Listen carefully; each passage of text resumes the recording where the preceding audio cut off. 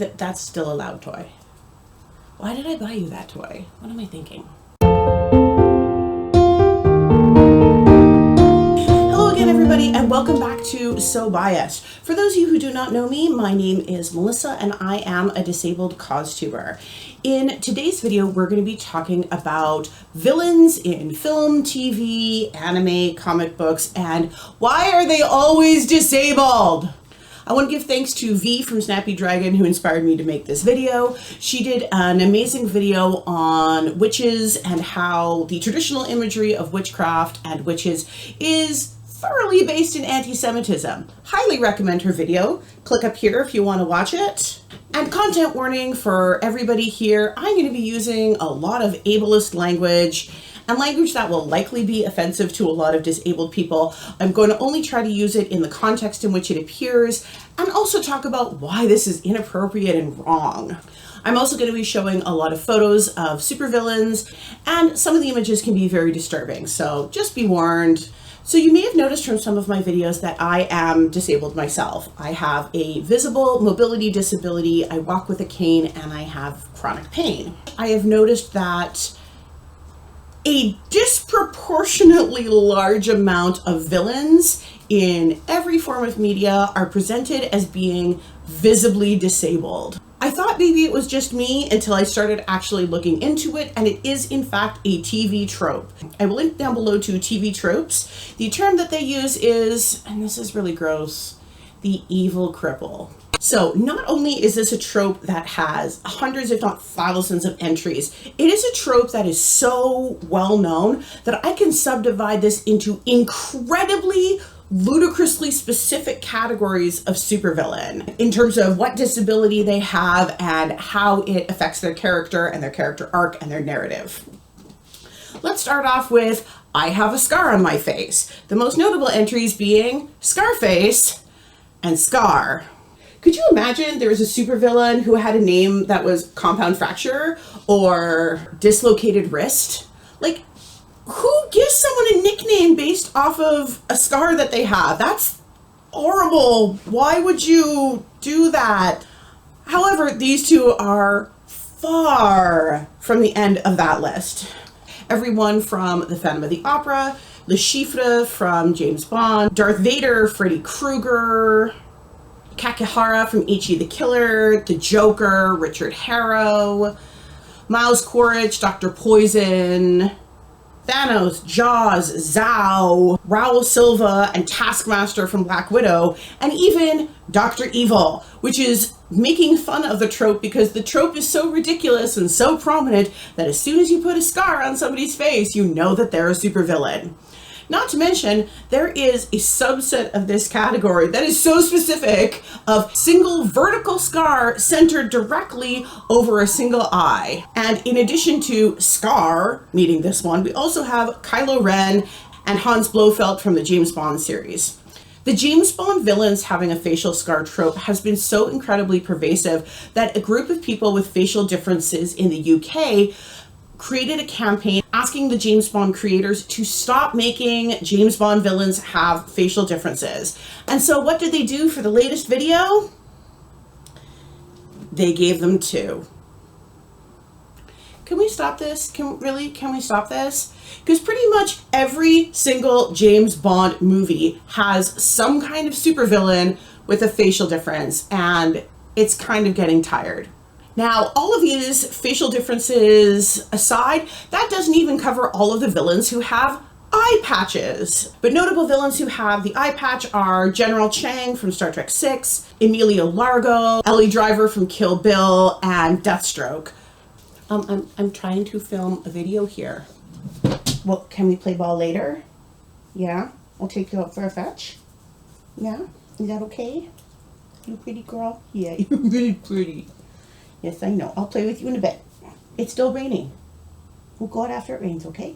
Now, facial differences are far from the only type of disability that supervillains have. And again, these can be broken down by ludicrously specific categories. Let's start off with the I can kill you with my brain category. These are villains who have somehow been completely debilitated to the point that they can barely move, they can barely do anything, and yet they can somehow reach out from their debilitated state in order to kill people or cause havoc or be general villains.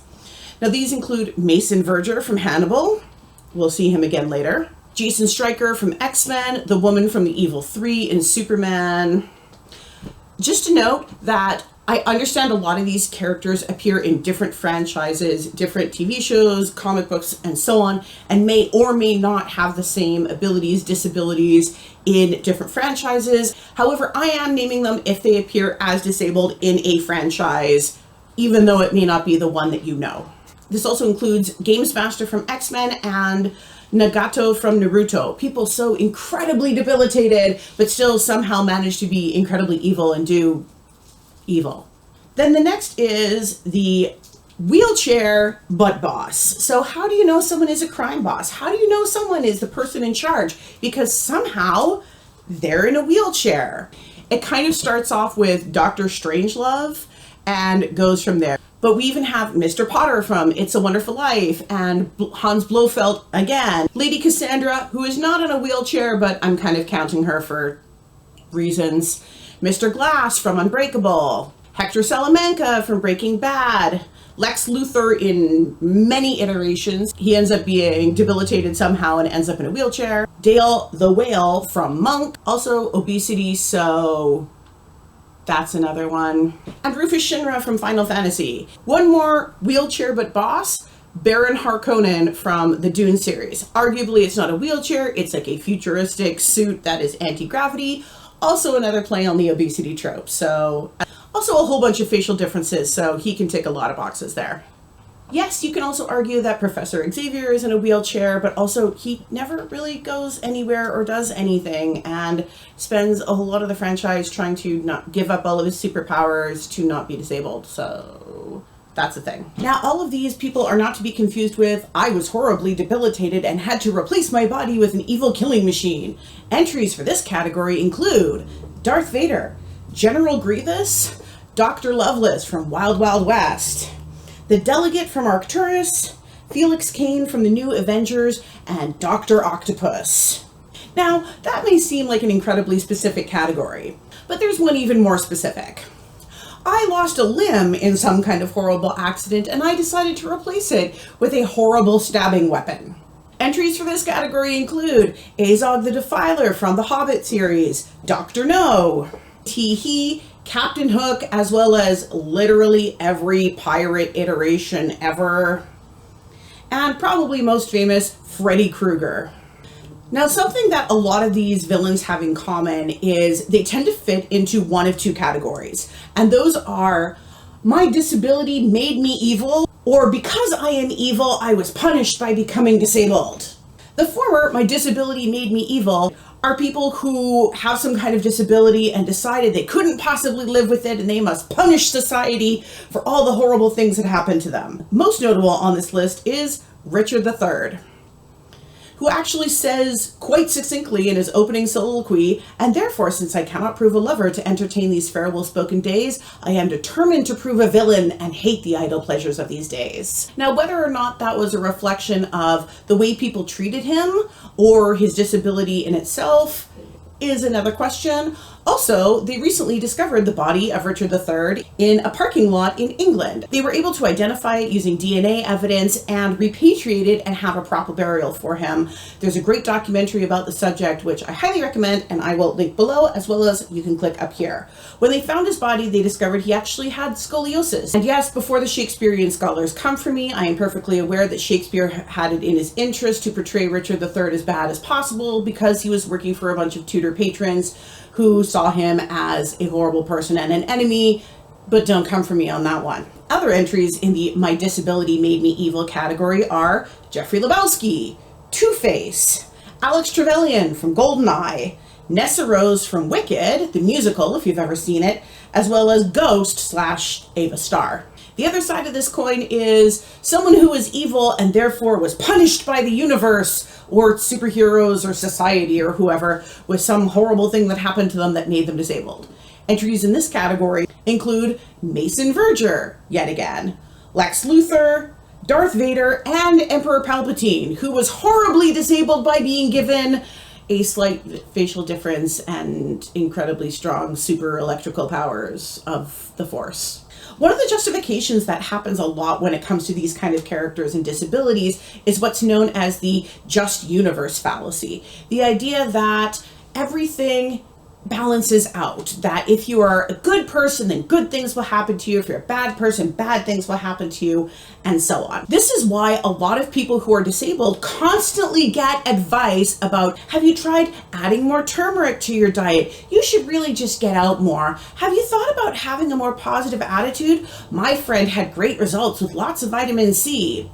If you've ever done this, please don't ever do this. This comes from the fallacy that a good person could not possibly have bad things happen to them and must not be doing everything they possibly can in order to get better. We don't like the idea as a society that bad things just happen and we have to live with them. We see this a lot in the trope that people who have intellectual disabilities are deemed as happier, which is not actually the case. And a whole lot of people who have intellectual disabilities deal with depression and anxiety at a much higher rate than is typical amongst people who are not disabled.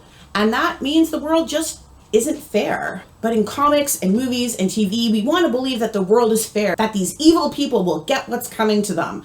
And what's coming to them is apparently being disabled, because the worst thing we can wish on somebody is to become disabled or lose a limb or have some kind of facial difference happen to them, because apparently that's the worst thing we can imagine.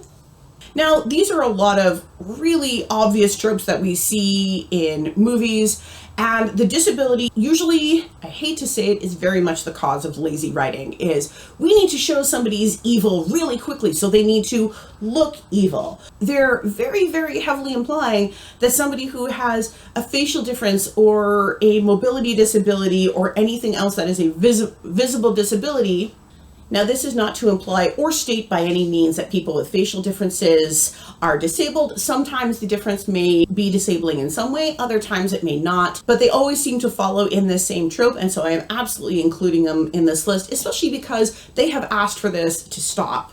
Also, I will mention, as a disabled person, I am not the Lorax. I do not speak for all disabled people. Everybody may have a different opinion, and I'm sure does, about how they view their disability or how they view their differences and whether or not they are bothered by the representation of disabled people in the media. There was a large costuming account recently that posted for the Fall for Costume Instagram challenge under the hashtag Spooky, where they had done a costume for Richard III. And in Richard III, he mentions very specifically in the text, "My arm is like a blasted sapling withered up." And typically this is just done with the actor holding their arm up and not using it, or sometimes it's in a sling. But for this one, they decided to add all sorts of makeup to try to make it look grotesque and as awful as possible. And they referred to this as spooky. Gross. Now, the fact that people are represented in media as being disabled is not in itself in any way wrong. The problem comes from the fact that the heroes in these franchises are always depicted as aggressively normal. They are almost always white, thin, beautiful, handsome, muscular, square-jawed, perfect in every possible way. And so the way they contrast those heroes is by making the villains twisted and evil and deformed, and that's just awful. Please don't do this. So as soon as you look at them, you're like, that's obviously the villain. Let's take a minute to unpack that. That's kind of gross. What is that saying about people who are disabled? That we must be evil, that we are all angry at the universe for our disability and must kill everyone or take over the world. I mean, I'm not gonna lie, that wouldn't be bad.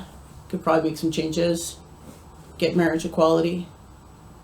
Now, the problem with the depiction of people with disabilities in media is not so much that they exist. It's great to have representation of people with disabilities in all sorts of different places, but when the depiction of people with disabilities is always evil, that's a huge problem.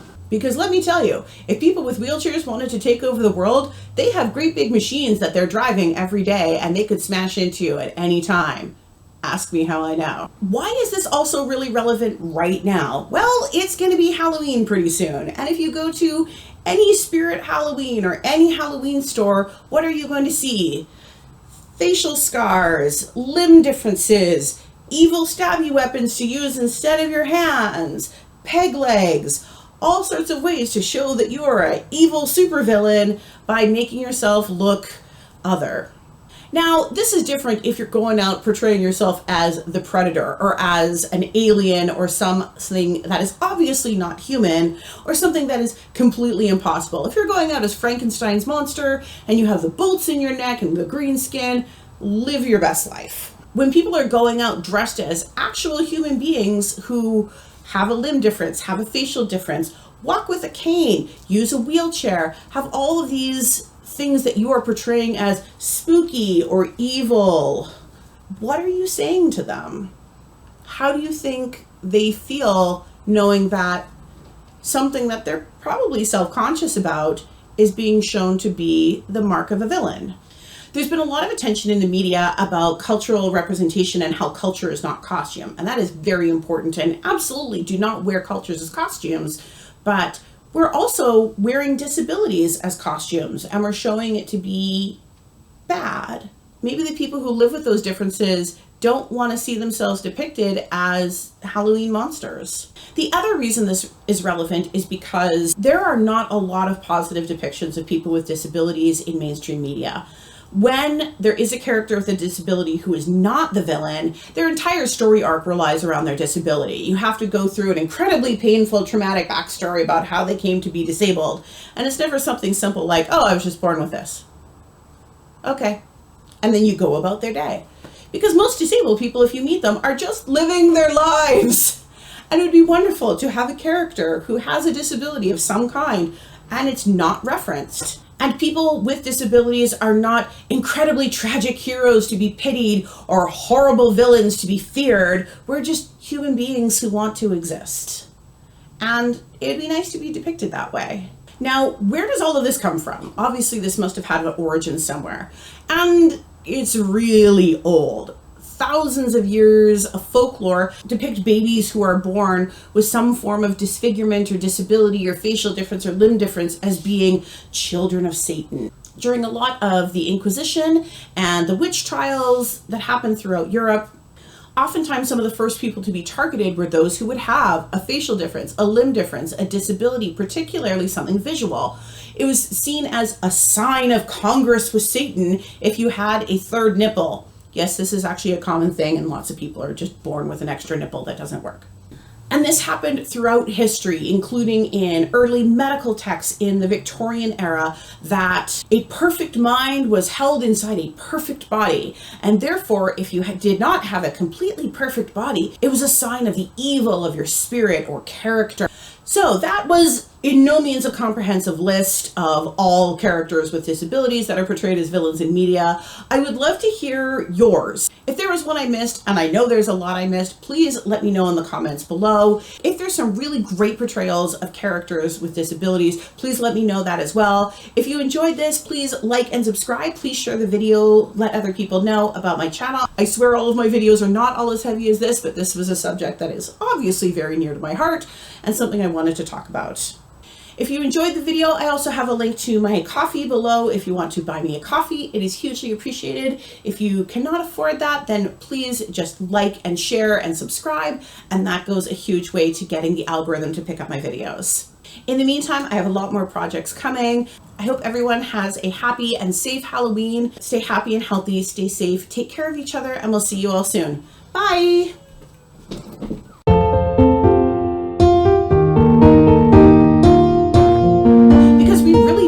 Idea as humans that bad things just happen and we... Are you flapping? Now facial I can't word.